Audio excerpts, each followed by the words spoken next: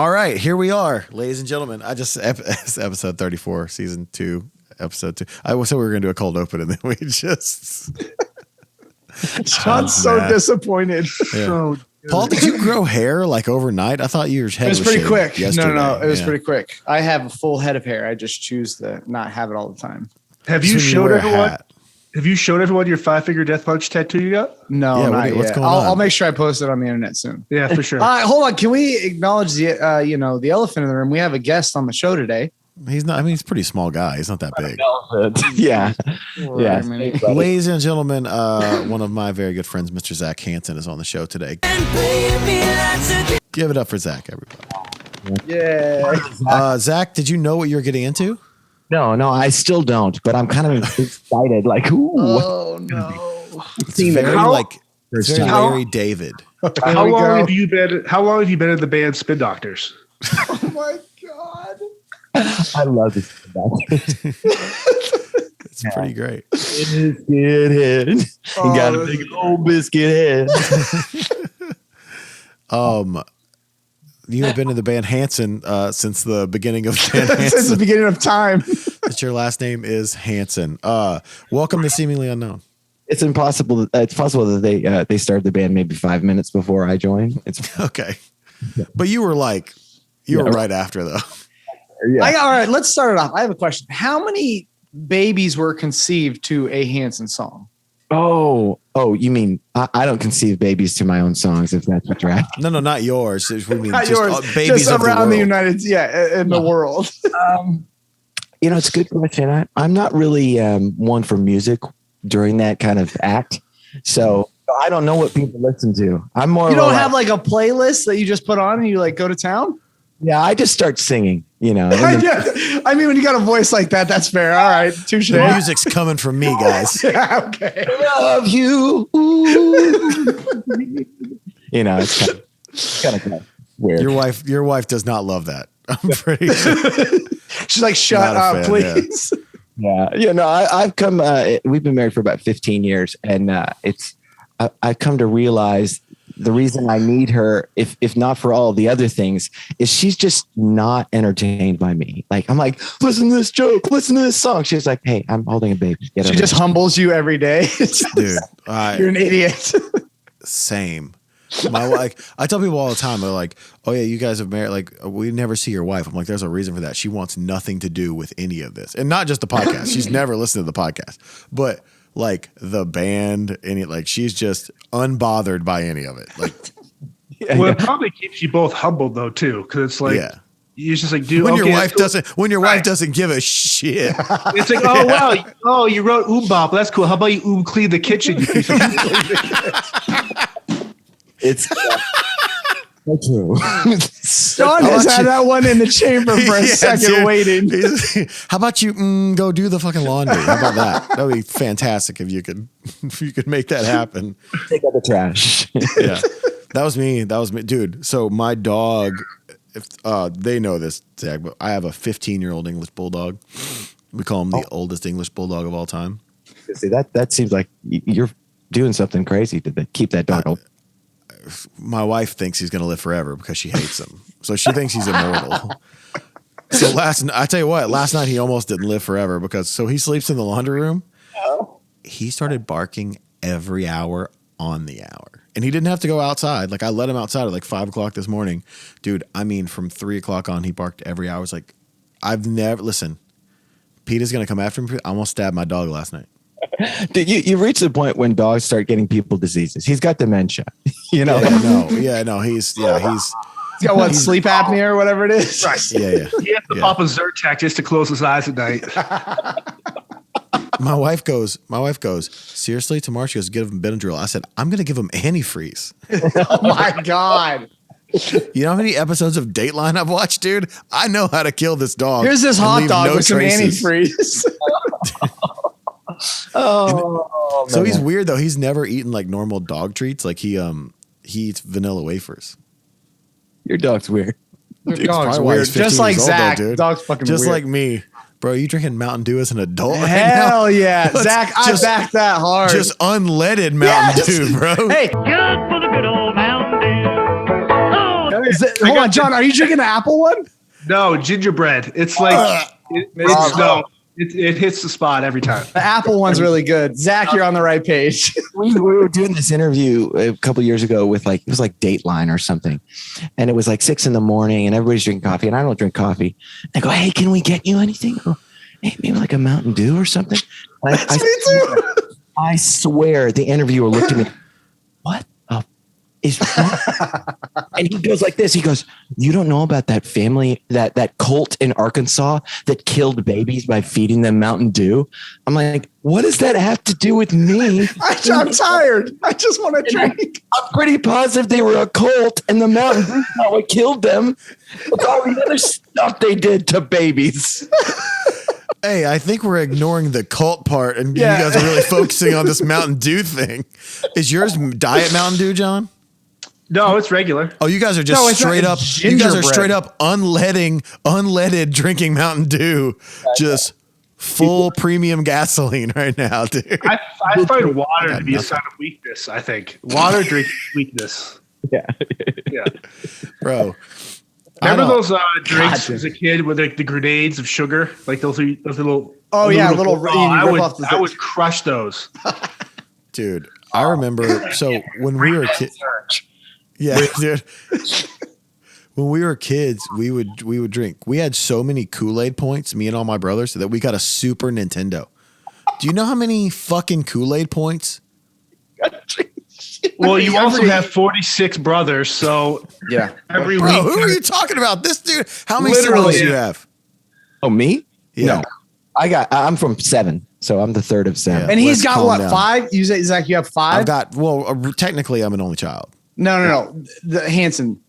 Yeah. I have 5 kids, and so like, yeah, there's like 23 grandkids already. So between too many. Your parents have 23 grandkids. Yeah, already. Too many. That's too many. That's kids. A lot of kids, bro. Like if when the Tooth Fairy comes, you guys must go broke. It's like, dude, we got to get back on the road. I need to tour South America. These kids got bowlers coming in. And I'm telling you, man, the Tooth Fairy pays way better than it did when I was a kid. When I was a kid, you got like a quarter or a book. Inflation, like, maybe, dude. Yeah, inflation didn't miss the Tooth Fairy, dude. Right. I'm above the Billy Bedelia books now. Like Beverly Cleary, thank you for the time, but these Here's kids $10 for a tooth. I'm like, what the fuck? Right. Scholastic Book Club monthly, whatever. It's like, dude, get the. That wasn't even a molar, Give me one of the gold ones with, some filling or something. Give me a gold one I can trade in for all this money I'm giving you. Yeah. So my wife comes from 6. I have 5 brothers, but 1 half brother, 4 step brothers, right? So like I didn't grow up like we grew up all together, but like I said, like anyway, I forgot where I was going. I was talking about Kool-Aid. So what we would do is we'd have a gallon pitcher, right? We have a 1 gallon pitcher, and everything had to be lemonade something, right? So it'd be grape lemonade, pink lemonade, orange lemonade, whatever. But we would do 1 full coffee cup of sugar. A full coffee cup of sugar. And you're over here talking shit to this man for drinking Mountain Dew right now. Bro, it's 11 a.m. right now. Technically, it's 5 o'clock somewhere. 12. I'm in the future. It's 12, and it tastes damn good. Is that okay? There you go. You're talking about like 10 ounces of sugar, just straight cane sugar. What was the other drink? Also, I was not even like 12 years old. You're a grown man, and it's 11. Both of you are in your Hanson, 30s. I ain't passing judgment. What was the drink that had like the boxers on it? With Bondos? What was Bongos? Yeah. Wow, man, I haven't fucking thought about those in forever. That was cool when they like really pushed sugar on us. Like I miss those days. Yeah, well, I used to just eat Country Time lemonade. Like not No, you did not. Not mixed like the salt, like the sugar, like the. This dude, when he's 15 years old on his rider, has Country Time lemonade with a spoon.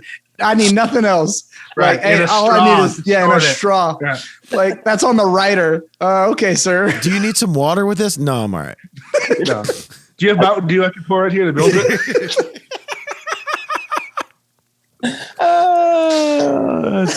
Oh man, you imagine he's pouring Mountain Dew and just he puts a whole coffee cup full of Country Time lemonade. And it's just Mountain Dew. A little Mountain Dew in it. Gives it the little Ovaltine. Just a paste of just gives it the little Ovaltine stir. So while we're on it, did any of you ever literally snort Pixie Sticks? I did once, actually. I did. I tried to once, but like my nostrils have always been so messed up that I can't do it. I want to. That's how John's nostrils got messed up, is just snorting Pixie Sticks. Gunpowder and pixie dust. Have you ever snorted Pixie Sticks? Oh yeah, of course, man. I mean, we're talking about eating country. I love that. I was gonna say that's the least of his worries. I love that, just like to fit like what the media narrative would be of Hanson. Like Zach never did blow; he just snorted Pixie Sticks. Hey, that's title of this podcast, perfectly in line. Snorting title Pixie of the podcast: Sticks. Zach Hanson snorts Pixie Sticks. I'm just surprised Zach Hanson still has his feet left after these.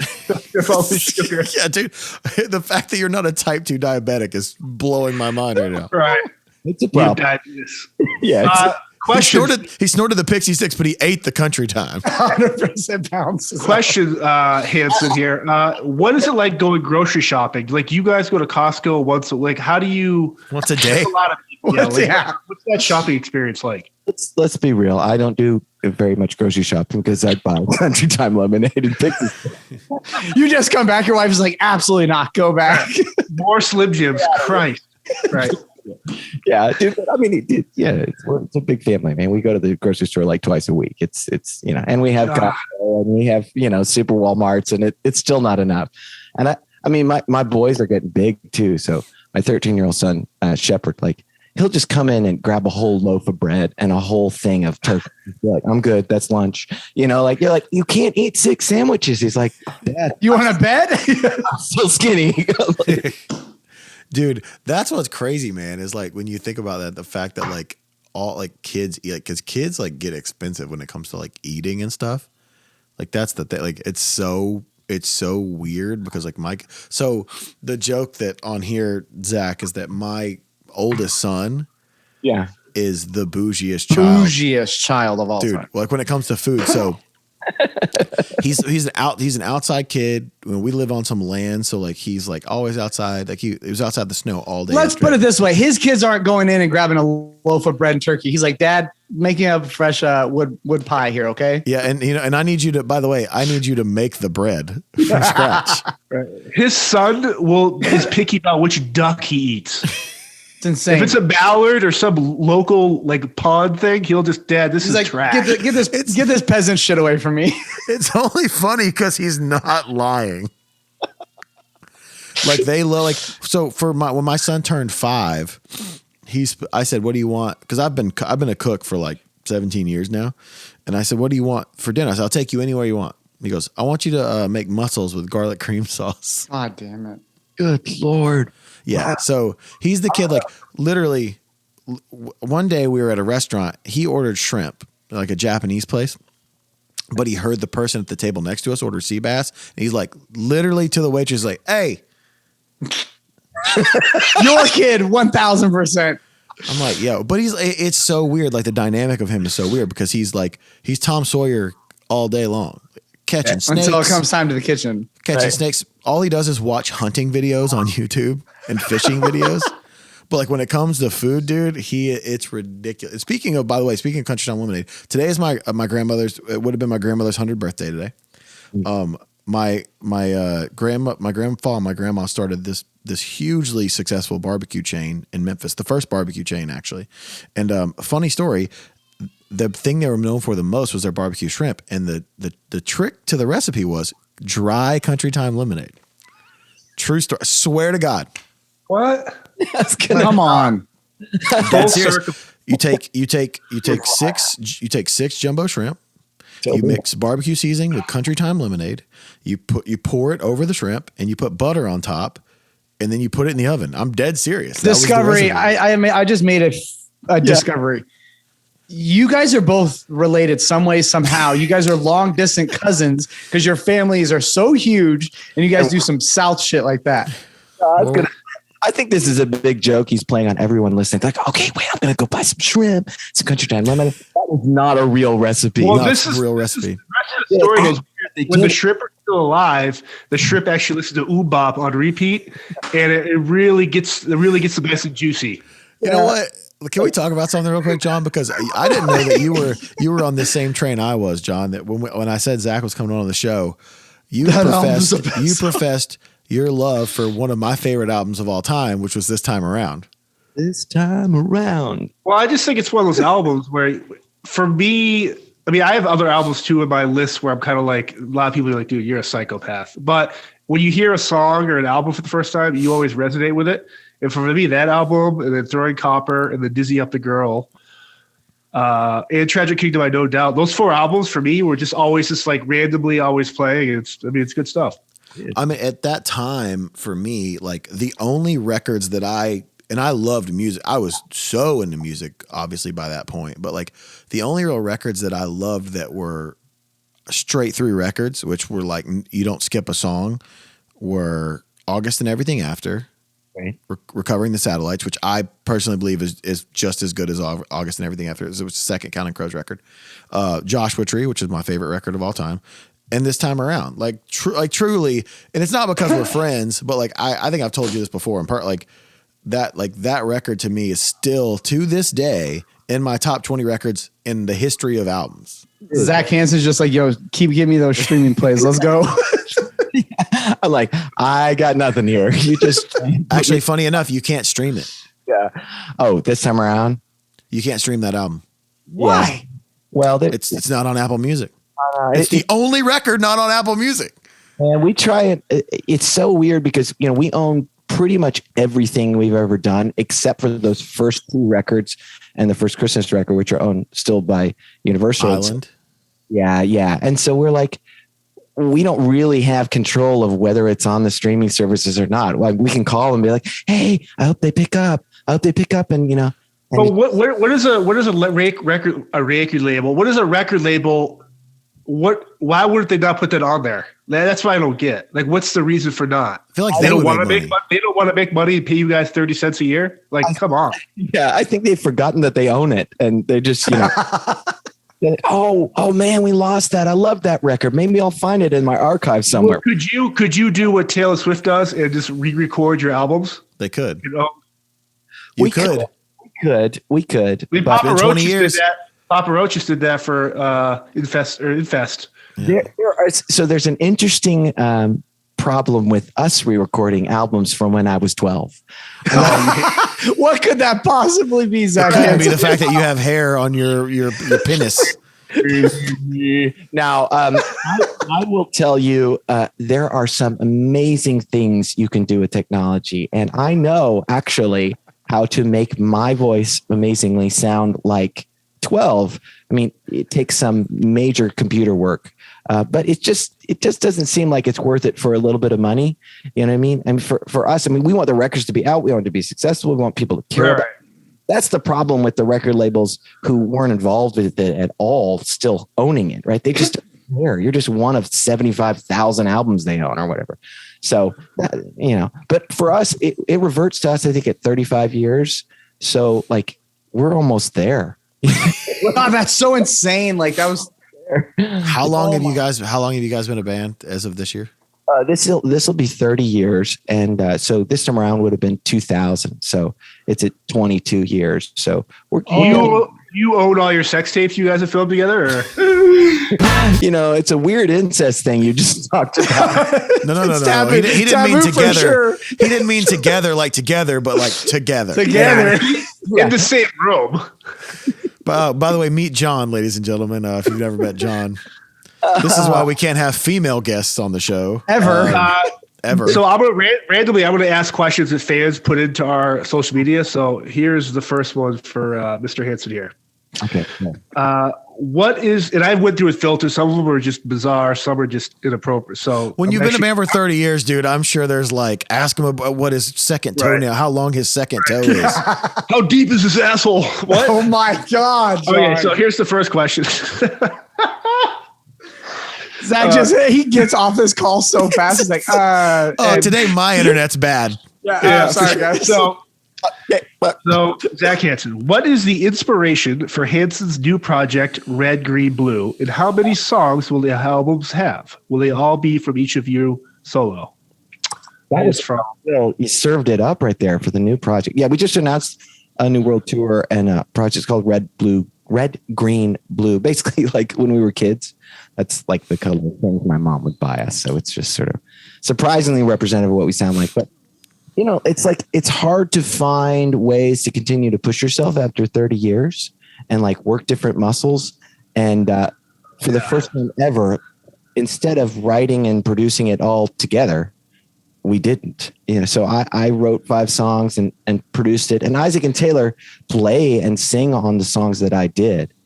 But it, you know, instead of being like the creator, they're walking in as like the collaborator, the facilitator, like the guy coming in that doesn't have any stakes. And I think that's an important thing, to learn how to have ears like that. And you have a tendency to forget because you just make records and there's always stakes. It's always like, oh my gosh, this is the most important thing.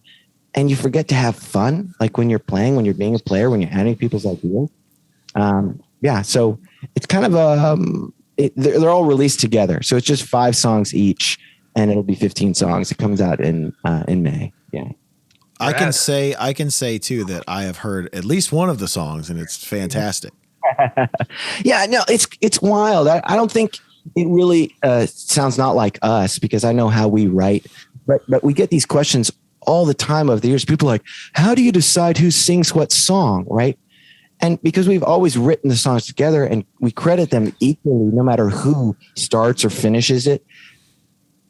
I'm always amazed that people get here who clearly needed to sing that song. It's like, this is obvious that it's the kind of topic that only Isaac would sing or the kind of stuff only Taylor would sing. And so I think in a way, when people hear these songs, knowing that they're really written by one guy, I think it'll change the way people listen to all of our music looking back and kind of being able to hear the differences of the influences, even though we've grown up together, we've influenced each other, but you'll hear what we do in a different way.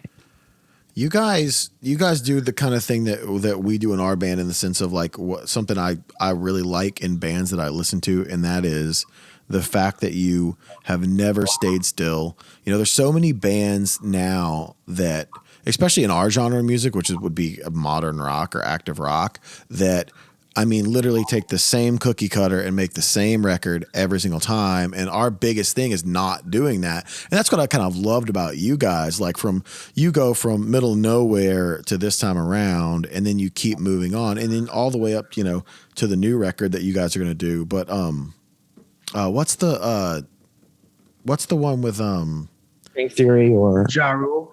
Not String Theory. The one with the three signs. Oh, Shut It Out. Which is, again, one of my, even though I couldn't remember the name of it, another one of my favorite records of you guys, which is like, so, I mean, it sounds like it could be a Motown record on some songs, which is like the best, like the fact that like you guys do that and you came from this place of, you guys came from this place of like, and also, man, the fact that like you guys easily could have succumbed to what the media tried to make you succumb to, which is like this boy band type thing. And then I can't imagine the level of success and scrutiny at the same time in the 90s, dude, when it was so bad. Man, you say easily. I don't think it's easy to just phone it in. I don't know. That's just me. I think that kills you. Have you ever listened to modern rock radio? Honestly, no. I don't listen to modern rock radio. Us and like 5 other bands don't, and then every other band does. Well, and that's the whole thing. I mean, it's a big copycat party. This is the world, and like, I think we have this crazy advantage as a band that we started so young that it never occurred to us to worry about money or to worry about popularity. Like little kids don't think like, am I the coolest kid in the room? They just go like Legos, you know what I mean? And so you're having fun. Yeah, absolutely. And our parents instilled in us kind of a gross level of self-confidence. Like we've always thought in a probably kind of conceited way, wow, we are really smart. We know exactly what we want and we're right. And so you walk into the room and then you get some success and you go, okay, I'm just going to keep doing this. But that's kind of, I think for me, the thing about our process, how you want to continue to evolve, because you have this tendency to just listen to yourself, right? So if you don't put yourself in it somewhere where you're uncomfortable, where you have a peer that goes like a producer you care about, or an idea, a concept for an album that forces you to be uncomfortable. How do I do that? How do I write that? Then you'll just do the same thing over and over again. And then you're just boring. Speaking of you guys' process too, something that Paul and John may not know. Actually, wait, John, did you go with me over there to their spot? I stole a bunch of posters and we would. Okay. So Paul, they're on eBay. Paul, something you might not know though, because John went with us. I was blown away by the fact that they had a warehouse, a space like that, just filled to the brim. So a lot of their fans know this, but a lot of our fans may not. Maybe the most in-house band you're in your office right now, actually, aren't you? I'm in my office right now. So are you at 3CG right now?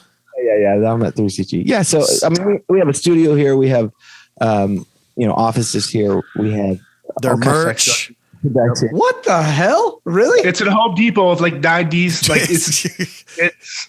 It's like Hanson Home Depot. Dude, Bunk and the Dales, a tour poster from 96 with Counting Crows and Tantric. And then over here is some bubble gum that Zach chewed with his brother jointly during a Lance Morissette concert. Isaac baby wipes and just it's like a museum. It's pretty cool. We like it. It's fun. Everything's together. I think, that's the thing that everybody wants. They want to go to your own little fort, and have everything. That's incredible. It's like everything's in-house. Their studio, it's so cool to see because, we've been talking about doing that for a while, either in Nashville or in Charleston, where it's let's build a place that we rehearse at, that we have a studio, all of our gear storage, everything's there. And we've been talking about it so long, but you guys have offices, your management offices and stuff are there. Yeah, no, our problem is we continue to want to do new things, right? And then the facility, it's oh yeah, we have got time, and then suddenly you're like, wait, our building is 8,000 square feet, but we need 20,000 square feet for this, and then we need we need a new building just for storing this memorabilia and gear, and you just kind of. Dude, I grabbed so much merch and DVDs out of that spot, dude. So listen, I was allowed. I was told I could, but it's also, Paul. It's in the middle of downtown Tulsa, Oklahoma. Yeah. It's really, your fans, you guys as fans know exactly where it's at, right? Well, we have hey, if you need the address. No, we have a fan festival every year, and we take the front sort of lobby and turn it into a store. So people just come up and walk up and do it's like a pop-up store. So they know exactly where they are. Sometimes it's weird when I go out the back of the studio late night after a session. No. You do it, and I walk out, and there's somebody standing "Hey, heard you in the studio." I'm like, "Oh God, I have a gun." When it comes to say there's an argument, how do you guys? Obviously, as you get older, I'm sure it's easier. But growing up, obviously, you have the family dynamic. But when it comes to music, if there's disagreements either outside the band or in the band, does that affect either side of the house in terms of family and business? You're they're not coming to Thanksgiving. I think it's totally the opposite. I don't think as you get older, it gets easier. I think as you get older, it gets harder to deal with the conflict. Because when you're young, and maybe it's just my perspective. When we started the band when I was 6, right? Bop came out when I was 12. You have a tendency to have this perspective. It's hey, nothing really matters. I'm here for the joy. I'm here for the fun.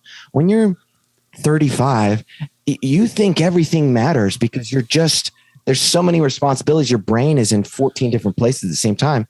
And you have a tendency to forget. That's why I think this project, the red, green, blue thing is just be the facilitator. This helps you understand man, this is the place I need to be all the time, which is I want to make you better. Every time you show me a song, I just want to be in the mindset of I want to make you better, not make what I want happen, but make what you want better than you realize, give you those sort of added things. But yeah, it's hard because you're just doing so much. You talk about our facility, we manage ourselves or our own record label. obviously we're our own band, but then between doing our beer stuff, we've had a music festival. Oh, yeah, that's right. The beer. I forgot about that. All the merchandise. I mean, there's so many things you're doing, trying to get your brain. And then I've decided I'm going to start video game streaming every week. So I'm like, yeah, I was going to ask you about that. You started it. So this is pretty cool because you started a Twitch channel with your oldest son. Oh, hold on. And I was going to say, you got 5 kids and you managed to do all this stuff still? Like, No wonder you launched beer. yeah. yeah, that's what. Yeah, Whiskey's next. It's about to be a homeless shelter shortly. He's going to move into that office. Yeah, 100%. yeah, it'd be great. He's like, this is where I go to get away. Taylor always talks about, he has 7 kids. He's like, man, wouldn't it be cool if we built like a bunk room, just like a tour bus? I'm like, no, it wouldn't. That's how cults start. Just so This you is know. where I go to get away from my kids. Hold on. I don't want to come here and sleep with you. Yeah. I had to grow up with you. I don't want to do this anymore. Hold on. He has 7 kids. Taylor, it's 7. Yeah. And we both have a COVID baby. You know what I mean? We're like, hey, we're here. We're stuck for 2 years. Why don't we have another one? Yo, that's different from like a girl trimming her bangs or something like that. You're like, let's have a baby. Like, what the hell? Oh my God. Damn, I'm dude. stressed. I'm stressed for you. John, how many COVID babies do you have? 2 or 3, I think. By the way, did Erin come into town? No, she can't. Her surgery got postponed, and she can't travel with it until she gets the stitches out. So I'm just Zach, Go ahead, Zach. John hasn't seen his girlfriend in 2 years. in 2 years, which, by the way, she's just now 17. So, no, she's probably 40. But by the way, I was she waiting looks, for it. dude, she's the youngest looking adult I've ever seen. Ever. She's 25. Yeah, John, how is I don't even know what to do with that. I know. Yep, exactly. His hands are so callous, dude. It's absurd. What kind of Are you a carpenter? why? Why? She Well, lives she in lives in Canada. Canada. So the whole first year with travel and all this stuff, it just got crazy. Then with my work schedule, and she works, it's just At one of those things Claire's. where Yes, she works At at Claire's. Claire's. She works at Claire's. She's an ear like the piercer first 6 at Claire's. The first 6, belly button rings. The first 6 months, it was like, okay, the pandemic, cool, different countries, like it'll get fixed out. But then it got extended. And so mentally, I'm just kind of like, I don't have a girlfriend. no, it's one of those things where you miss that person so much. And sometimes when you miss someone for me or love someone that much, you can't see them, I get angry about it. And so sometimes I'll get like, not start arguments or like I'll get like snippy or it's just me kind of like, I miss being. They're frustrated. Right. And I'm just like, I thought you were going to overthrow the Canadian government when you got angry. I mean, they should be overthrown because Trudeau's a clown. They don't have guns. They're not overthrowing anything. Right. So yeah, you just deal with it stuff. So hopefully, we have this Shinedown run coming up, and then I think the weekend of Valentine's we're gonna try and schedule. So Sure. Here's the thing: if I went up there, there's still a capacity limits. Bars, gyms are closed. Bro, can And you so imagine? Can you anything up there? John, Can you imagine just you go out there, you're not going to the gym, and you're not no. going. Yeah, 100%. No. Can you imagine living in a country that touches a free country, but you're not a free country? It's just weird. Like, what does the line between like Dakota and whatever that part of Canada is like? Should lock it down, boys. Dude, if I lived in the UP, I would be partying so loud just so people in Canada could hear me and just be upset. No face mask on, walking around. Sneezing on people. Shooting guns. I did a CFL halftime show a couple months ago. And it was like, it was a big deal. And you had to do all this stuff to go into Canada and whatever that. But we get there, they're like, yeah, you got to wear masks. But there's going to be 50,000 people sitting next to each other wearing masks. And you're just like, I don't understand how this. How does this make any sense? And you're worried, but there's 50,000 people sitting. It can't possibly. My brain. Dude, when football had been happening again for like 3 months, and this dude goes on a microphone and goes, it's too early to tell if you're going to be able to hang out with your families on Christmas. I'm like, Bro, have you watched any There's football? 90,000 people in Screaming 30 Tom Petty stadiums. song. Screaming Tom Petty song. Yeah, which is, listen, worth it. I can live in one place or the other. You know what I mean? Like I can agree. I just can't live with the combination of the two things. Like That's me. Yeah, be one or be the other. That's what we talk about on this podcast all the time. Yeah. Here's another question for Mr. Hanson here that kind of leads into whatever. Would you ask him what the secret to a lasting marriage is? Oh. All the Hanson brothers have defied divorce statistics, and I admire that about them and have often wondered what they do differently. I am divorced after 7 years of marriage, and I would appreciate shared wisdom in love coaching. I am divorced again, but I have hopes of finding a second, hopefully final husband. Thank you, Zach. Well, there's nine of them. I was so gonna you say, could go probably find a marry one of Hanson them. brother. Honestly, Yeah, you're good. Dude, that is a hard one, but I think it would be a mistake for people to think it's like, man, you're just, better communicators. I mean, that is a huge thing, right? My wife and I, we dated for 5 years when I was 15, right? 15 to 20, and then got married. And she lived in Atlanta. I lived in Tulsa. Like it's like you and your girlfriend in Canada. Like, and we spent only talking. That's all we did so much of the time. But there was no internet when you were 15. Dude, no. Straight writing letters home. Was that before MySpace or like away messages on AIM? Oh yeah, dude. Well, we had AIM, but we didn't have like long distance calling was still a thing. What was your AOL screen name? My PlayStation Deuce. What? Yeah, PlayStation Deuce. Yeah, as in Icon. Yeah. Mine was Zach Hanson, actually. I think the biggest thing. Mine was Isaac. Bop it. Yeah. Bob 69 is what it was. Dude. Good Lord. Yeah. Marriage advice. Don't take it from these yahoos. I think the thing is people, they think that the wrong things are needed to have a successful marriage, right? They think it's about love. Like love has got to be there. No, love is what you make when you're there. Not like you want to arrive at love. Like you create that relationship every day. And you need, I think people spend way too little time thinking about their shared life experiences. What was your home life like growing up? Are you religious? Do you share the same worldview and religion and politics? These things are really important for you being a successful couple, right? People, they go, he's cute. I've always wanted a guy that likes traveling, stuff like that. I don't think you understand what traveling means to us. Exactly. Do you like theater dressing rooms?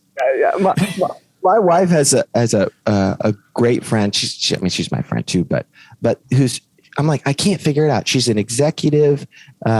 She's beautiful. She's like a ballerina, growing up, all this stuff. She always picks total douchebags, right? And then she goes like, I don't know why it didn't work out. Like he was. Does she think it's because their zodiac sign? No, right, exactly. I think matchmakers should come back. That's what I'm saying. Matchmakers. The show? No. I mean, like people should just be match made and themselves because there's some. I mean, you reach arranged marriages, dude. Let's do this. I think you've got about 25 years, and if you don't figure it out at 25, you just take the person that your mom wants you to marry. I can't be having that. It could be your own mother too. Right. No, you're stuck with it. You had 25 years to figure this out. Like, what else in life do you get 25 years to figure out? John's still trying to figure out the beard thing, but it's fine. He does weird things to it all the time. Here's a question. In a hypothetical celebrity death match, Hanson, who would win a fight? You guys or the Jonas Brothers? Oh, I'm taking Hanson on that one. Well, there's more of them. Just are older and there's 12. Yeah, right. I got to say, and the Jonas Brothers are younger and probably fitter. Are they younger? Yeah. I think that they have guile and just pure kind of murder in our hearts. Yeah. Oh, no, they're a lot younger. Yeah, they're a lot younger. Yeah, I guess actually younger. Was it fair to say that the Jonas Brothers where you guys for our generation or that age group grow? They're like, the new generation. Yeah, the new Hanson. Is that comparable? That question again. Everyone I know is coming to my house in case of the zombie apocalypse. Yeah. You like me have a lot of guns. To just take all the Jonas Brothers out in a death match, right? I pretty much know I've got several knives, several hatchets, several firearms, and some explosives for each of them. It's got dark fast. And I got no problem with them personally, but if it came down, hypothetically, Celebrity Deathmatch, it's over. Hey, weren't you guys on Celebrity Deathmatch? Yeah, we shut up. We fought the Spice Girls. Yes. And technically, I think we were winning, and then Marilyn Manson cut the rafters out, and they crushed us. Oh, that's right. I remember. Oh my God. And that was at that point I started playing like WWE video games because I'm like, what is this? I gotta train for this. Exactly. Are the Jonas Brothers that comparable? You think? I would assume, right? What other band has 3 family members? I mean, I wouldn't immediately go to the Jonas Brothers. I'd probably jump to other family member bands like the Bee Gees and like. Oh, that's right. Or like Oasis, but you guys never like beat the shit out of each other. Not that I know of. It is wild. Like on the last single for our last album. So we had an album that came out last year in singles, and the last song is called Fearless. And we got some friends in a band called the Congos. And so it's 4 brothers. And it was wild. They came into the studio and they played on that record, on that song. And watching them collaborate was like, I'm like, this is what people experience when they watch us collaborate, because they didn't speak half the things they said, right? They just, we should do that. And they're like, yeah, we should do that. And they just kind of did this thing. And I realized like there is something special about spending your whole life with someone that's really weird to be on the outside of, Yeah. But you guys did never beat the shit out of each other, right? Like Oasis. No, we didn't beat the shit out of each other. It's not cool for a 16-year-old to beat the shit out of a 12-year-old, So we just depends on who you ask. Depends on I don't know. You haven't been to the same playgrounds I have. That's just your opinion.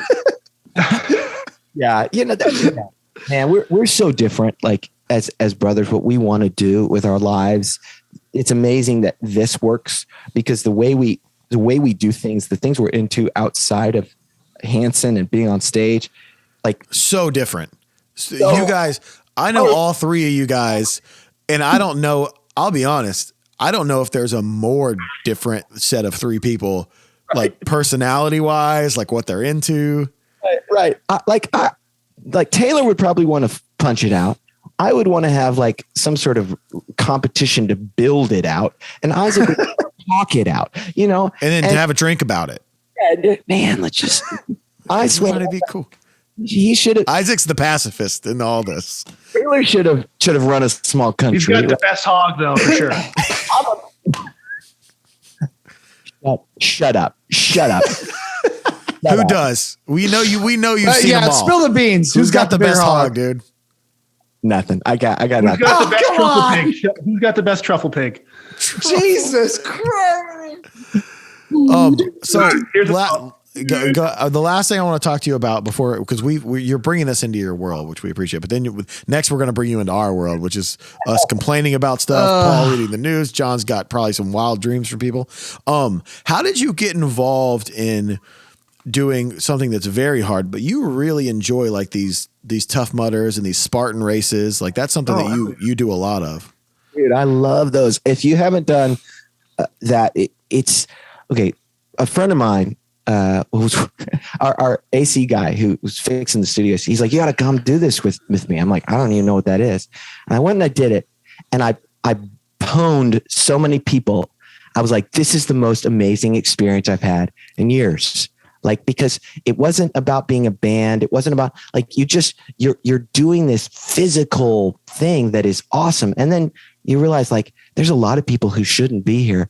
And I get to be them. I get to be better with them. Are we talking about the people of Tulsa, Oklahoma here? Like, just let's narrow down the demographic. But it's super gratifying to go out there and do something with your body. And I'm just being real. It's really fun to beat other people, and as like a man, there aren't that many opportunities to do competitive sports and things at like kind of a recreational level. It's such a good way to like, you complete something. You're like, this is awesome. Like, you would see how you stand up. We were in Syracuse, New York one time, and for 30 minutes, he was trying to talk me into doing one of these with him. And for 30 minutes, you talked yourself out of it. I told him I would do it. I was like, I may try it. No, we need to do it. So okay, back it up. It's just, for me, I like physical things like that are a challenge. Races. I like going out and running long runs, like 12 miles, and I think that for me, I found an outlet where I could compete without really with myself. I didn't need a team. Like so many things you want to do, you need like a team or a coach or a uniform or this. You just get to go out there and like you bring your stuff. Like I play airsoft with all my boys and all my nephews and buddies, right? If anybody knows what airsoft is, it's like paintball, right? But it takes so much effort. And then people get out there, they don't charge their guns, they don't bring their stuff. Like when you Rookies. do like this, you just get to go out there and race. And I find a lot of joy in that. And then it encourages you to be healthy, man. Because obviously I'm 36. Like at this point in life, it's just so easy to just get fatter and weaker. Tell me about it, dude. You need something to be like to push you, to push you. And that it pushes me. I really like it. So I sprained my ankle. I've extended my my knee. Like I've also hurt myself a bunch doing it. You got in a motorcycle crash. I'm also falling apart in the process. It's totally different. You got in a motorcycle wreck. I remember texting you and going, "Hey, dude, are you okay?" You're like, "I'm a little sore." Yeah, dude. So yeah, I took a Ducati into a brick wall, which was awesome, and always wear helmets and gear and good protection. Wear protection kits. Yeah, and I was laying on the floor. I had broken my collarbone and 4 ribs, and after in 2 spots, and I was sitting there. I'm like, oh man, damn it! I hope the bike's okay. Damn it! I hope the bike is. I sat up. I couldn't move my arm. You can't move your arm when your collarbone's broken, right? And I'm like, I'm trying to go walk over and pick the bike up to see if the forks are, I mean, it was screwed. The bike was screwed. But in my mind, I was like, your bike's okay. Your bike's okay. I'm like, no, not the bike. TMZ paparazzi's out there just snapping pictures of you. Spinning some insane story. I was trying to figure out if I could ride with only my left hand. Of course, that would not work. No. That you should stay off the bike at this point. Yeah. If you've gotten all these injuries from doing that, like I say, so by the way, that brings me to a funny thing too, because like, being in this position that I'm in with being in a band and having friends like this, my customer support, circle is, greatly appreciated because I bought my wife a Peloton for her birthday or for Christmas. And when the first time I tried to get on it, the only person I could think of to call was Zach. So I FaceTimed Zach. Actually, I was texting him. He was like, "This is too much to explain." So we were FaceTiming, and like he had to like help me. Like he had to help me put the things on the shoes, the clips, on the shoes. And then I was texting him the whole time, going, "I don't know how to get out of this bike." And he goes, "Oh, sometimes I can tell when my mom's been over at my house because the shoes are still attached to the bike." Yeah, Zach, that was the best Christmas present I got. Just him calling me to be like, "How do I use this thing?" I'm like, "This is hilarious. This is memory. This is a memory." It was pretty great, man. All right. Well, thank you for bringing us into your world. Now you get to come into ours. Oh no. So, I don't know, John, you want to go first today? John the Shaman, keeping you on track. All you gotta do is touch his big old sack of mail. So, Zach, if you don't know what happens here, we get people to send us their dreams or life advice. And if it's a dream, we analyze it. If it's life advice, we usually just give them the worst advice they can ever have. I am excited. All right, what do you got, Shaman? I'm going to start with a life advice here for all of us from a female. Oh, wow. A lady. I've I've had this friend, Bob, for 20 years, and he can no longer talk to me or hang out because of his current girlfriend, Julie. He is not allowed to have female friends because she's very jealous, controlling. Here is the kicker, LOL. Julie is married to Bob's brother. Besides them two, I'm the only one who knows. What would you do? Much love and respect. I would stop hanging out with Bob because he's a douchebag. Yeah. Hold on. Okay. This is interesting. Explain that one more time. By the way, I love this chick saying names. Like, Yeah, Bob. No Fuck one you, knows Bob. but us two and everyone else now because you just said it on the podcast. Okay, so Bob for 20 years could no longer talk to this girl who sent us in. I love that because you're his keeping her girlfriend- anonymity. I love that. Right. Because Real gentlemanly of you. because his girlfriend. Yeah, Doesn't Bob's like- girlfriend is Bob's brother, but Bob's girlfriend won't let Bob hang out with Bob's old friend. This sounds like some incest shit. Yeah, that's So ooh. Bob's girlfriend won't let him hang out with this girl, but Bob's also Right. married to a different person. Bob is married, or Julie, the girlfriend. Is Bob's married got to- a wife and a girlfriend. no, not Bob, the girlfriend. What is happening? Who? Okay, here we go. He's gonna read it again. Bob for 20 years. I've had this friend Bob for 20 years. He can no longer talk to me or hang out with me because of his current girlfriend. I think I got it right. He is not allowed to have female friends because Julie is very jealous, controlling. But here's the kicker: Julie is married to Bob's brother. Oh, Julie's married. Yes, to Bob's brother.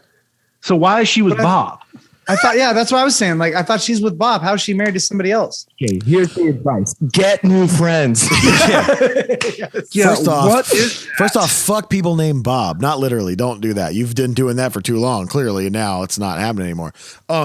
Here's the thing though. Like, first off, these names sound very witness protection. Okay, what if you went around the back door? Okay, so Literally. Yeah, Literally. hell yeah, dude. Yeah, Zach Hanson's getting in now. Julie is with Bob, right? Yeah. So why don't you go and head and just start getting with Julie's husband, Bob's brother, and then just wreck that whole. We might have Hanson's to bring on Zach. something. We might have to bring Zach in just for life advice. from Just now for life on, dude. advice. We Zach- would Zach- never have thought of that. Is there a chance that Zach's actually Bob in this situation? It is Bob. he knows the clear cut of this. Like, there's no like he Why knows. won't you hang out with Julie anymore? Or Julie's wait, this married girl, to sorry, Zach, who's Zach's oldest. Too much. I'm lost. So All right, confused, so- man. All right, what's the next one? I got more Bob life advice. sucks. Here. Don't hang out with Bob anymore. Yeah, fuck that guy. Here's more life advice. Julie sucks too. Literally. Anyway, so this is from a female. I am a single mom trying to decide if I want to jump back in the dating pool. My last date was with my ex in 2005. I left in 2020. I have been taking my time working on myself, but I'm tired of just working, then going home. Definitely not looking for anything serious, just a good adult conversation, maybe some fun. Ooh. Really not into apps and dating sites that have been advertised, but not sure how to meet people anymore. I've never been a partier and rarely drink. Any advice you guys could give me would be much appreciated. Thank you. Does it say where this person lives? Like, she can hit up one of the Hanson shows that might be coming up, meet somebody there. Need a Hanson idea. sibling, not one of the ones in the band, but one of the other 19. Yeah, one of the them. other ones. Yeah. I don't think, I don't know. Maybe you just got to. Hold on. Her last date was 2005 and she left the guy in 2020. So they were together for 15 years without going on a date. So maybe they just had that. I mean, off clearly. Maybe it's like a first time date is what she's saying. Like, oh, I haven't. This been is on a Julie date and with her somebody. husband, isn't it? Yeah. Same person writing in. She's with Yeah, we read that. email. It's two different people from the same story writing in. Yeah. Yeah. no. She's saying she hasn't been in the dating pool since. Yes, there you go. I think that's what she means.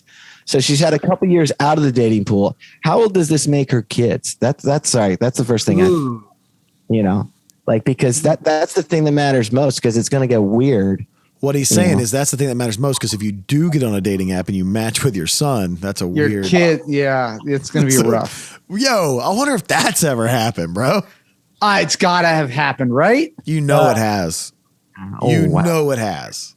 Okay. Wow. Interesting. I don't know. I would probably stay away from apps. I can't imagine, dude. So, hey, Zach, can you imagine if there were apps when we had started touring? Oh, like the Hanson brothers would be destroying every app. Nobody stands a chance. If anybody else is on a dating app, get off because Hanson's on. You're not standing a chance. Grindr would be changed to just Hanson. It's just be crushing it. Dude, all three of them would use all three of them in everyone's profile photos. Each of them's profile photos, all three of them, like, listen, just together. Pick one. It's a promo shot. Pick one or pick them all. Right. Oh yeah, man. Wow. All right, listen, this is a very John question that I'm about to ask, which is terrifying even me. I'm not saying it's ever happened. It's happened. I already know where you're going. It's fucking happened. Let's hear it. Go ahead. How many proposals have you guys had way back in the day from all three of you? Everyone. For like all three of you guys just to... He's not going to answer it, but I know he's not going to answer it. Like look at him. He doesn't have to, because I can tell you, everyone's like, I mean, all three sound good. Let me just say, we've always had a very big fan base of females. And no shit. Yeah, duh. I went to a Hanson show in 1997. I was the only dude there other than your sound guy. There's always been a lot of love, and I have never. This is way too modest for this podcast.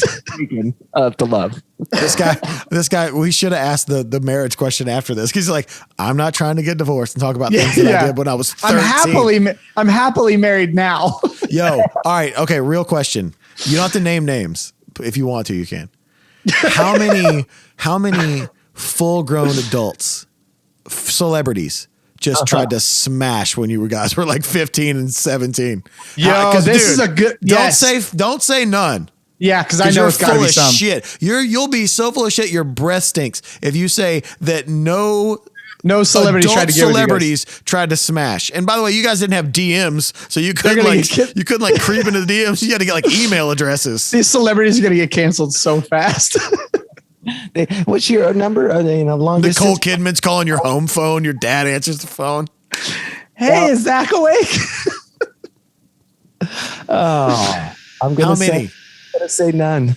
Shut up. None. It smells over here. I don't know who that person is. You guys had the chance to smash half of Nickelodeon and didn't do anything about it. Right. At least it's Kids Incorporated. I see. Now I'm sounding like John. All right, we got to get back on track. John, you really are. Oh, that. What else you got for us, John? I have a dream here. All right. Okay. Zach's like, thank fucking God. Get me out of this conversation. He's like, I got to go, guys. Sorry, wrap this up. On December 20th, 2021, I received a call from law enforcement telling me that my dad had been found deceased in his bathroom of an apparent drug overdose.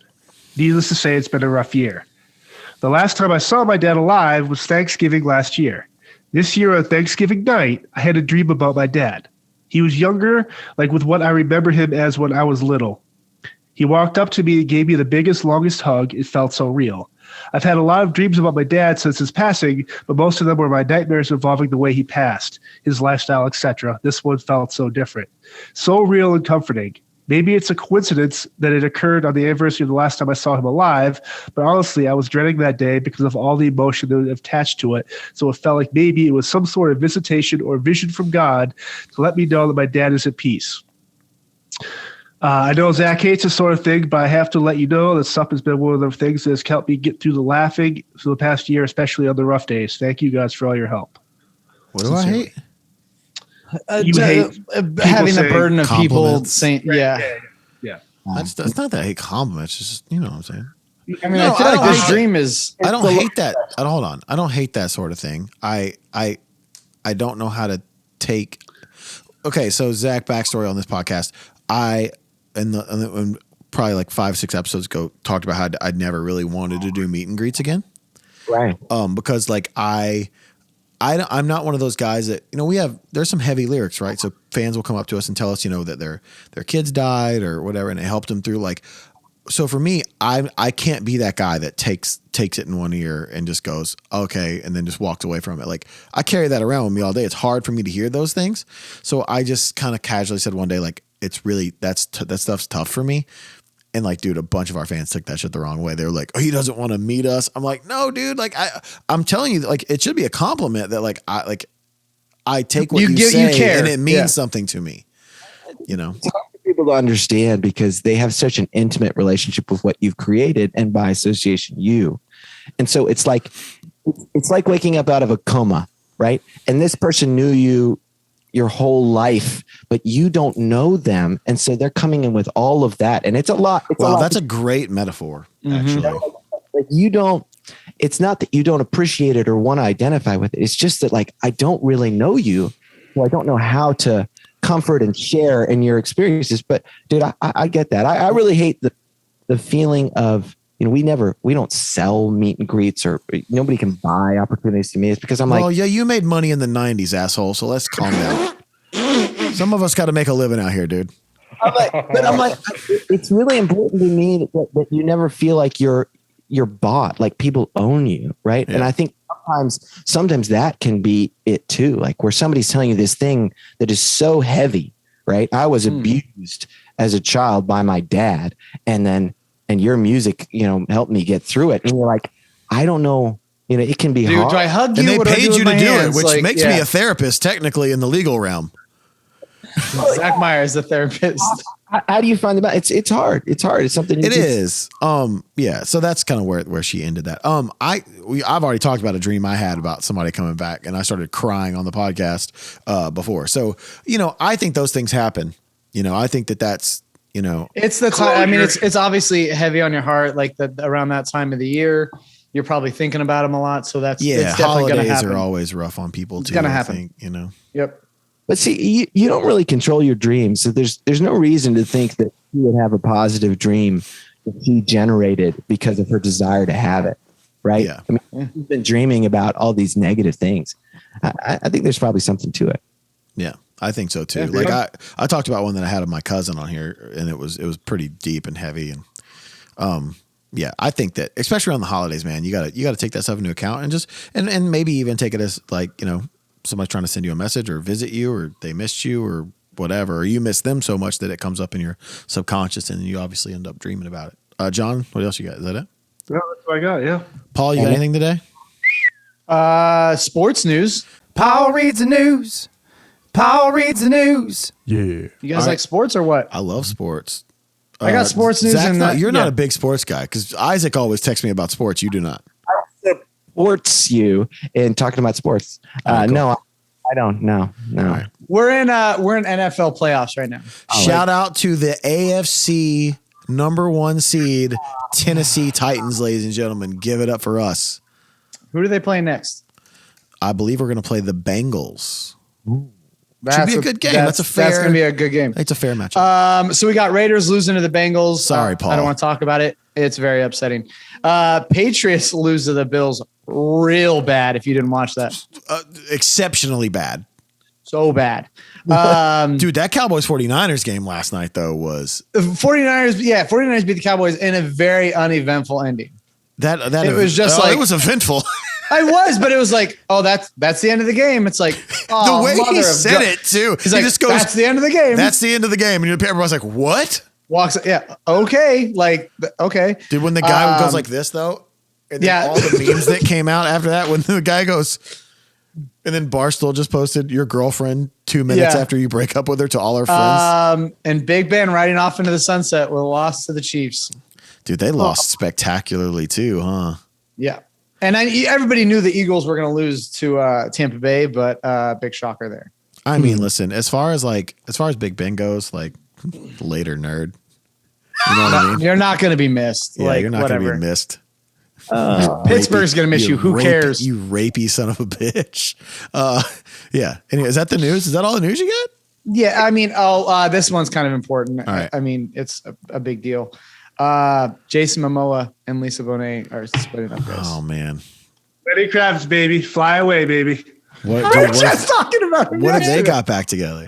I want to away, dude. That song Banger. Okay, that's good. Wow. Okay. I saw a great meme that said if Pete Davidson starts dating Jason Momoa, he's the real goat. Yeah, 100%. What a weird. Their joint statement was very weird too. Lisa and Momoa's. Well, they're very earthy, hippie. You know, it just made kind of like conscious uncoupling or whatever the fuck they call it. I heard Amber Heard's about the reason of the breakup. That's what I heard. She probably beat the shit out of somebody. Yeah, she beat up Johnny Depp, beat up Aquaman, and now she's setting her sights on someone else. Now it's disgusting. And what's this deal with Kanye West and his new girlfriend? Like they're Dude, next that level article crazy that together. Kent sent us. That's next level crazy. Listen, come on, bro. Kanye's Zach the Hanson, goat, though. what are your thoughts on? I don't know any of this. Somebody fill me in. I don't follow this. Zach Myers is a Kanye fan. I can't stand the guy. So go ahead. I like Kanye. So, From an artist standpoint. So I don't even know if this article was real, but apparently It's real. Kim Kardashian and Kanye West are getting a divorce. Kim Kardashian is dating who Barstool Sports once called Butthole Eyes, Pete Davidson. Listen, dude, Pete Davidson. Listen, I don't. Ariana Grande looks like a 14-year-old. I could care less. But bro, Kate Beckinsale, now Kim Kardashian. This dude is swinging hammer. What's he doing? On. Yeah, 100%. Something is going on. Is Scientology real? I've met Pete Davidson a bunch of times. He's a cool dude, but he's like straight up just like Colson, where he just like smokes weed all day, literally all day long. That's all he does. So like, dude, to bag Kate Beckinsale and then Kim Kardashian, like, bro, you got the biggest hammer in Home Depot. You know what I'm saying? I think that there is something similar about both of their personalities that we don't know. We can't see it. You're like, she's so pretty, right? What you don't realize is both of those women probably just sit and smoke weed all day. Probably do. Hey, you want to play Xbox and smoke weed? But listen, all I'm saying is if you leave Kanye and then you get with a white dude's just got hammer. Come on. Has to. You don't go from the driving range to putt-putt. Oh, he's really funny. Like, no, you're not just because he's funny. No, he's hogging it, dude. He's got big hogging. He got a big hog. He's a great hog. So anyway, Kanye. Hold on. What if she just did it because she wanted everyone to think that? That seems like a Kim K thing. Yeah, she's like, that's charity work, dude. Oh, hi, Kanye. Oh, you think you're special? I'm gonna go with that guy. That's scrawny. Well, in that case, hey, thank you from all the other white guys out there. Well, because Ariana Grande already did that for Pete Davidson because she said he had big dick energy, whatever the hell that means. Yeah, that was in a magazine. By the way, he has a stand-up special on Netflix where he goes a stand-up special, where he talks about spandex special. Where he talks about the Ariana Grande thing, saying that he goes, and it's the worst. He goes, when you can't back it up, and she just said that. He goes, you want to know how smart she is? He goes, she ruined my life by saying I have a big dick and I don't. He goes, she just has small hands. God. So anyway, the Kanye thing is that he started dating. You're living up. You said you're like, Zach, you're gonna want to. I'm like, oh my god. Yeah. I told you you're gonna be terrified by this. Yeah. I can't wait. The good thing is you guys are so in-house, you're your own publicist probably. So you're just going to text me and be like, please don't air this. Do not air this ever. Well, it's nothing the bad says. You don't have to, you can just react to it. Right. He hasn't cursed. He hasn't cursed the whole time. He's keeping that Hanson thing. He did. Yep. I was trying to break him this whole podcast, but he's been good. If you want at the end, I'll just say them all. Just run through the game of them. My 8-year-old, he'll want to like play a video game or watch a movie that's like, an R-rated movie or an adult video game. And I'm like, hey, bud, it has some adult content, some bad. He's talking him through it. And he goes, Dad, I already know all the words. I know the F word. I know the S word. He's like, I don't say them. I just know what they are. I'm like, do you know what they are? He's like, yeah. He just goes off. So proud. Shit, piss, fuck, cunt, cocksucker, motherfucker, and tits. My son wrote a song. I was telling this story on tour. My son wrote a song called Fucking Is a Bad Word. He's 3. Very catchy, though. It's on the new Shinedown album. Yeah. Anyway, what we were talking about was Kanye started dating this new girl, and then I guess she reached out to some interview magazine and was saying she was going to tell her all about the dates. But the picture that came with it was like her laying on a table and Kanye with like a napkin in his shirt, and he had like a fork and knife. That's fucking weirdo, dude. Shout out to Kanye though. That's a great table. Anyway, all right. Should I do it? Is it time? Do some gripes. Now Zach gets to get everything off of his chest. Hey, do you have anything that you want to gripe about, like Larry David or Seinfeld style, Zach?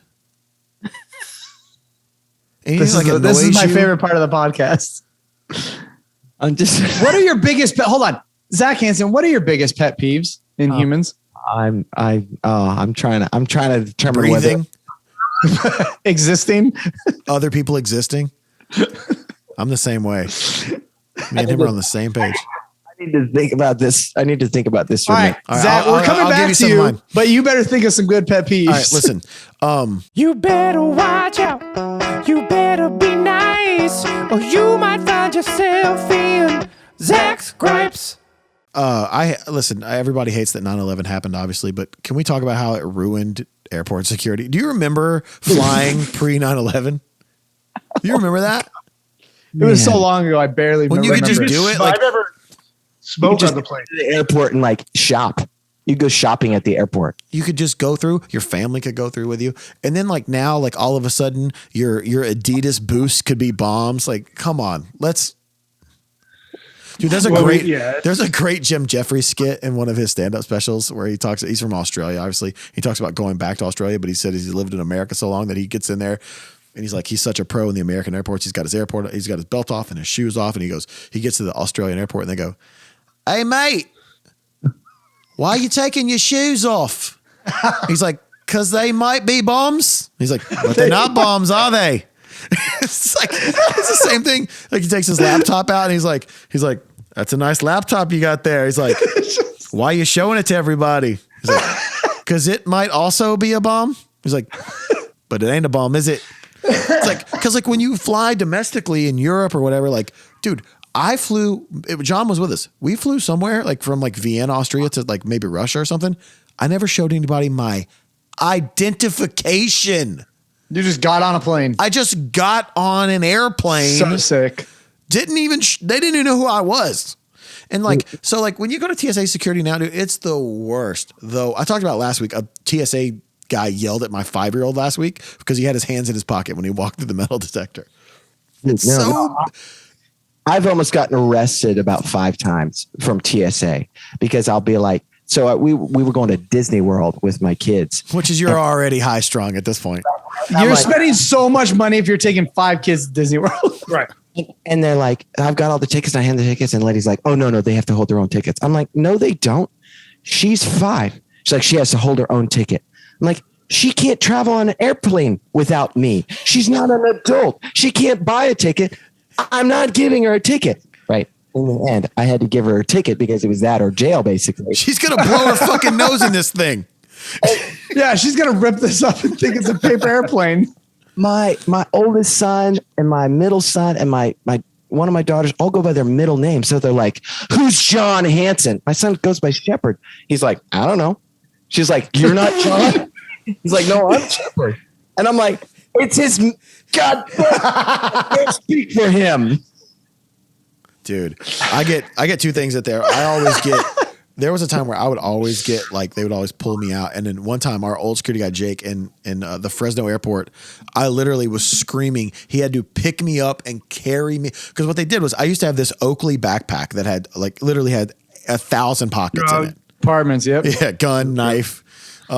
Which by the way, I've lost a couple knives and some brass knuckles at an airport before. So the reason that he had to carry me out of the Fresno airport, like pick me up, and I was like, I was swinging. They took every single thing out of this Oakley backpack that I'd had on the road with me for 14 years. Dude, there's MySpace phone numbers in this thing. Do you know what I mean? Like, I mean, there's stuff, I don't even know what's in it. They took everything out of every pocket and then just slid the thing to me. And I go, no, I go, "You're fucking putting it all back in." And they go, "No, we ain't got time for that." I go, "The fuck you don't." I go, "I didn't take all this bullshit out for you to find some fucking fingernail clippers. Put it back." Dude, I lost my mind. By the way, getting picked up by a grown man, it's only happened to me twice against my own will, like where we weren't play fighting. Once was recently when a curtain in New Orleans came down and tried to kill me on stage, and John grabbed me from behind so I didn't die. And the other was Jake, our old security guy, grabbing me from this airport. But no, same thing, dude. Like my son tried to walk through, he's nervous. He's in an airport. He had his hands in his pocket. And the guy goes, "Take your hands out of your pocket." I go, "Dude, we're about to throw down, me and you." So anyway, I hate TSA security. Thank you. Anyway, Yeah. Well, you know what else? You know what else I don't love? I don't care if we share a birthday month. Do you know how many fucking people there How's are? that relative at all? There's Like 7 fucking billion people. Yeah, but what does that mean? Okay, so if you're like, okay, so like, all right, when's your birthday? November 7th. Oh, I'm November 25th. I don't give a who fuck. cares? It's I not don't relative care. at all. I literally could care less Or that when you they were tell born you your 3 sign. weeks after me Yeah, in they're another like- year. You're like, oh, you're a Virgo. Okay. Like, what? Dude. Oh, we're not compatible. Yeah. This isn't gonna work. I don't care. By the way, I had a friend the other day, a friend who's a chick, post something the other day, and I go, she's like, oh, blah, blah, blah. And I was dating this guy, and he was this. And I go, you believe this shit? And she's like, yeah. I go, you actually believe it? She goes, yeah. I go, what are you? And she's like, whatever, Sagittarius. So I went and grabbed like a Capricorn thing from like 4 years ago. I go, so this defines you. It was like totally. And she goes, yeah, exactly. I go, this is a Capricorn reading from 2017. Anyone can relate to any of these things, dude. Like it's so.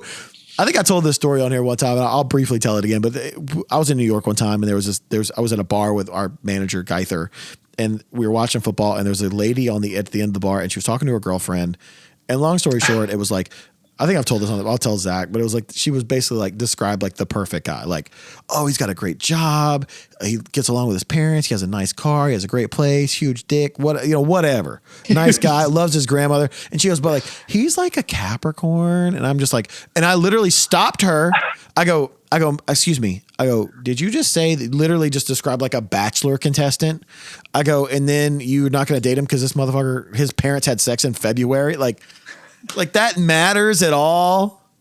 Anyway, I don't like when people when I go, oh yeah, I'm November 7th. They're like, oh, I'm November 30th. I'm like, okay, What is that? 7 billion people. You know how many people were born in November? Get out of my face with that. Also, I wrote down as gripes, dicks out at a birthday party, but I don't know. I don't remember. Whoa. What? I don't know. What is that a gripe? Is that a gripe or a grip? Yeah. I don't know. Anyway, also another gripe. Can we stop naming airport concourses after just remotely kind of famous people? Like I flew out of Palm Springs the other day, and by the way, the Palm Springs airport is outside. It's nice. It's like Hawaii almost. It's like the trees. Yeah, but it's like the Sonny Bono concourse. I'm like, right. As long as it's not on a ski slope, I think you're safe there. I mean, oh wow. But I mean, like Sonny, like, Yeah, you're gonna get a lot of emails. There's something welcome to the Ed Kowalczyk terminal from Live Right. in Harrisburg, Pennsylvania. You're like, okay, this is a Throwing stretch. copper wishing well. All the change you get from security in your pockets, you throw in this well for Ed. You fly into Fort Worth. You're like, welcome to the Darren Hayes from Savage Garden concourse. You're like, oh, we're Pittsburgh reaching has, now, hey, guys. welcome to the Ben Roethlisberger Greyhound station. Oh my God. Don't go in the The bathroom. Eagle-Eye Cherry North escalator. Like, you're just like, God damn it, man. The Eagle Eye chair. Also, I hate the TikTok lady voice. That's all. That's my only really gripe about that. How the TikTok lady voice? Oh, I do. Yeah, when she speaks, what you type, Yeah. whatever. It was like, I don't do. this person had never seen a chicken in real life. Like, all right. I don't know why are we is that- talking yeah, about this? Yeah. Can I go and say you might be the biggest psychopath I know, Zach? Like you're right. You are going deep. You're man. going deep on gripes. I'm for telling sure. you, dude. Me and Paul talk about this all the time. Me and Paul are the real life Seinfeld. There's way more things bother me than don't bother me at this point 100%. in my life. Hey, what do you like about people? Not much. I'll tell you things I don't like. How about that? Like, All right. The last thing is we went to this. We were staying out in Joshua Tree for a couple of days, and it's very very deserty out there, and so we went to this taco place, which by the way was really good, but they had they did like straight up like Mexican street tacos. You know, Paul knows what I'm talking about. Hold He's on. Mexican. Were they white in the kitchen? Okay. Were they white in the kitchen? Yes. And that's the part I'm going to get to. Here's the thing. Fuck but they off. were Get trying out to of do my street face. tacos because they're literally, it was onions and cilantro. But here's the thing. There were other tacos that had cheese on it. So I said, hey, can I get a carnitas taco and a beef brisket taco, but can I get cheese on it? And they go, no, we don't do that. I go, well, the bean and cheese taco has cheese on it. Like, yeah, we don't do that. I go, lady, if you don't put fucking cheese on my taco, I go, how about this? Ooh. Can I get a cup of cheese? Just a cup of cheese? They're like, no. And I go, hey, man, there's a dude named Ned back there who's whiter than me making tacos. I won't go. I won't eat tacos. But he's not in a putting place cheese that on has those white people. tacos, though. Give me some fucking cheese. Cheese on tacos is very, very acceptable.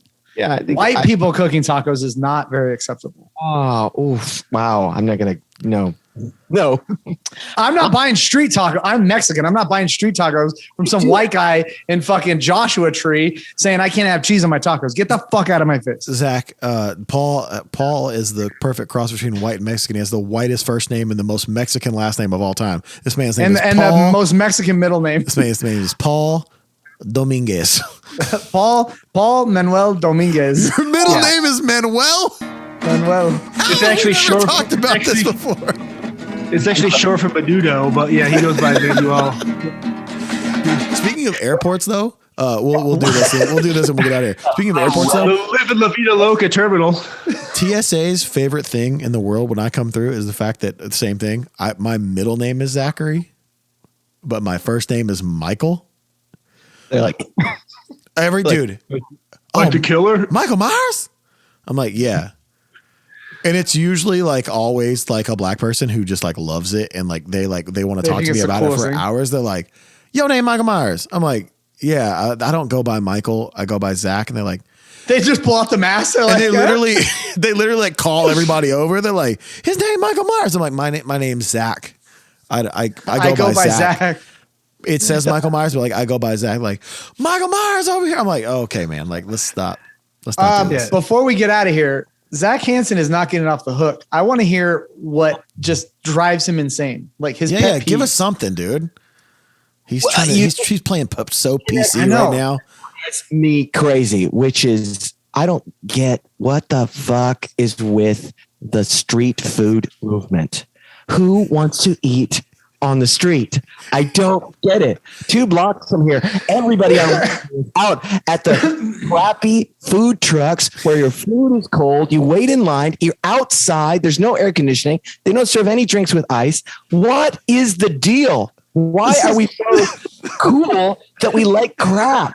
I don't get it. The whole idea, sit down, air conditioning, ice in your drink. Your food comes when you want it. There's nice conversation. You're not listening to air compressors and Are you talking whatever. about eating on tour in Europe right now or food trucks? I don't know. Zach Hanson is going in right now. Let him Zach go. Hanson's now a permanent member of the Seemingly Unknown podcast. See, you walk out there and you see everyone looks so unhappy, but they're so proud that they ate on the street. Like It's trendy. It's so cool to do. there are a lot of people eating on the street at the John 316 homeless shelter 2 blocks every direction. They're not proud of it. And they didn't pay $23 for it either. Now, and the food is just not good enough to have to listen to. Just generators. Right. How are your ribs? How? I'm with you. I have had some good food from food trucks, but I'm with you. Yeah, on so that. have I. But I hate them now. Here's the I thing. hate them now, though. But he started I talking hate 'em about now. no air conditioning, no ice in your drink. I'm like, are we on tour in Europe right now? It's like the same exact thing. You got to pay for ketchup. I don't want to say it to our European fans, but I hate traveling in Europe. It's just the ice You thing can for say me. it. It's okay. No ice. No ice. Let's all right. Before we get out of here, Enough. Obviously, I have a problem. I drink Mountain Dew. Nothing is sweet enough. Everything tastes like it has a little bit of salt in it in a weird way. Like Also, why most is it- drinks have aspartame. Over there. Exactly. Yeah. No, I hate that. Zach's gripes. Man, once we got it out of him though, it came out, right? He's like, I fucking hate. He's like, let me tell you what I do hate. Yeah. Food trucks, motherfucker. I hate brothers. I hate them all. Any brother who has my last name, I hate all of them. Let me tell you something else. Isaac does this thing when he sleeps on the bus. Yeah. It's so annoying. Yeah. It's always hard. Yeah. You know what else I hate? Siblings. I could keep going if you like. Would it help? I think we're good. Paul, what else were you going to add? No, that's it, man. I this was a fucking blast. Zach Hanson, thank you for joining us on the Seemingly Unknown podcast. You were the first guest. Sorry about it. Sorry about it. Listen, I think for the dreams and the gripes, we should just have them on every week. You guys are Mountain Dew brothers now. Oh yeah, sure. When does Red, Green, Blue come out? It comes out in May. I don't have the exact date in front of me, but you can When check does your out. tour start? Right after. Okay, cool. Yeah, so people can check out all the info on Hanson.net, and there's a bunch. Has there ever been a festival or a day where Shinedown and Hanson ever played the same day or same event? No, but Festival? I have tried to get Smith and Myers on the Hanson Festival every year, or just at least me. I've never even been invited. Let's talk to somebody. Let's figure this out. I'm working on it because I'm trying to get Zach to play on the single for the Blue. Hey, So listen. that works out. This guitar cable right here last night was pulls used, that out of his ass. was used on your song. I'm all set up. I did a couple passes through and I didn't love what I did, so I'm going to go back and do it today. It was also 2 a.m. So You can only do it at 3 a.m, don't you know? It's it was Hanson. me and this Telecaster were going to town on that song last night. Telecaster's going to town on Zach. Oh my gosh. All right, ladies and gentlemen, Hanson.net for all the info. If you would like to send us life advice, guest suggestions, dreams, or if you just have something that you want to say to John about how much he's a weirdo, email us at suplifeadvice@gmail.com. John? SUPlifeadvice@gmail.com. Paul, what's the email address they can email? suplifeadvice@gmail.com. Check out Hanson.net for info. Zach Hanson is Zachary Hanson on Instagram, I believe. And I believe, are you on Twitter? Let's be real. Nobody from his fan base is coming to listen to this. Oh, no, they're going to come. No, they're not. They're going to come. And they're going to be upset that they did, but they're going to come. They're going to be like, hey, if this motherfucker ever comes to a Hanson Fest, we're not going. You're gonna kill their boycotting. ticket sales. Yeah, for sure, dude. Oh, we connect in so many ways. It's just the sort of the butthole eye jokes. I don't tend to say them. That's all right. I'll say them for you. We got them for you. Yeah. Zach Hanson, thank you for coming on. We appreciate you guys, and we will see you next week, you nerds. Later. Later.